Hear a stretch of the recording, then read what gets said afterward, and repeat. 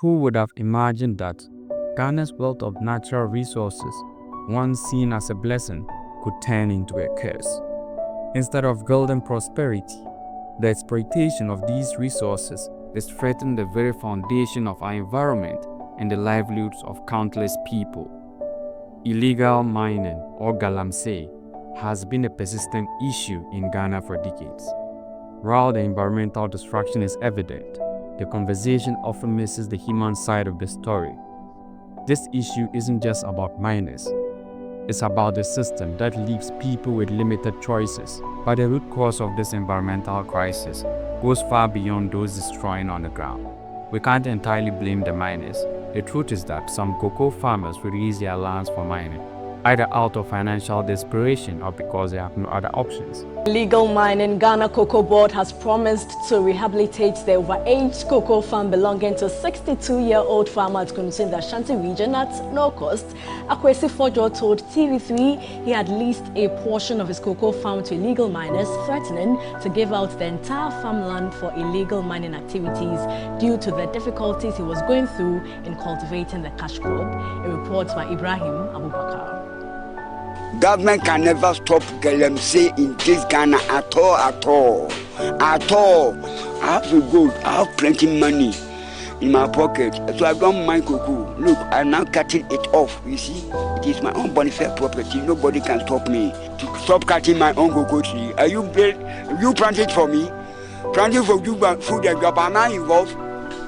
Even some chiefs who should be protecting the land get involved by offering it or turning a blind eye. This is not just an isolated issue. Over 1 million Ghanaians depend on galamsey for their livelihoods. For many, it's a hassle for survival, not a crime. But it's not just the miners who are responsible.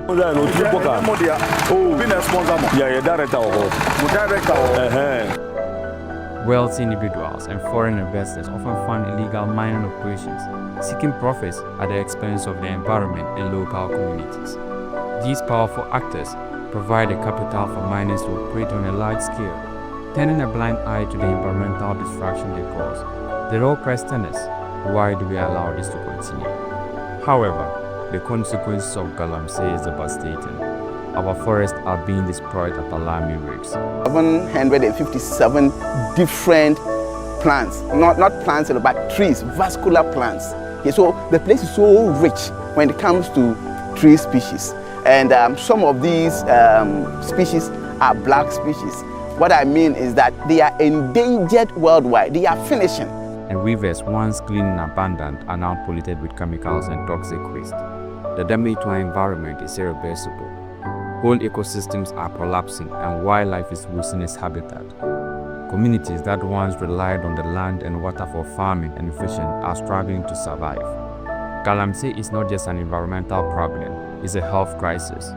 The mercury used in gold extraction pollutes both air and water, and this affects the health of miners and the surrounding communities. 13-year-old authority died of kidney disease.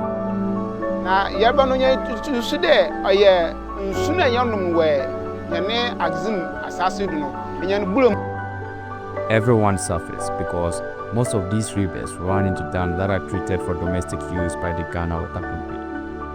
But all hope is not lost. Again, because I need help. Now I have what I'm going to do again. I will never do that galamsey work again. I will do that cocoa work to help the nation. The government has taken a bold move by revoking all small-scale mining licenses issued after December 7, 2024, but we demand more. This move signals an effort to restore control over the mining sector and protect our environment. Environmental NGOs and civil society groups have been vocal in their call for stronger action. They are urging government to repeal laws that permit mining in forest reserves and to implement more strategic measures to safeguard Ghana's natural resources. Public support for this movement is growing. More and more Ghanaians are recognizing the importance of protecting the environment and are demanding sustainable long-term solutions. But we need everyone to get involved. This fight is far from over. The road to recovery is long, but with stronger regulations, better enforcement, and sustainable alternatives for communities, we can turn things around. This is not just by stopping illegal mining. It's about creating viable alternatives for people who rely on it. It's about finding solutions that benefit both the people and the environment. For too long, we've treated galamsey as a problem that affects only miners. The truth is, it affects us all. The environment, our economy, and the health of our people are all impacted. We need to take a hard look at the systems that drive this issue and find ways to address both the causes and consequences. It's time we hold those who fund illegal mining accountable. The path to change starts with understanding, and with your support, we can build a future for Ghana, one that thrives both economically and environmentally. If you agree galamsey must stop, hit a like, leave a comment and share this video to someone who needs to hear this. What are your thoughts? Drop it in the comment section. The real change starts with you.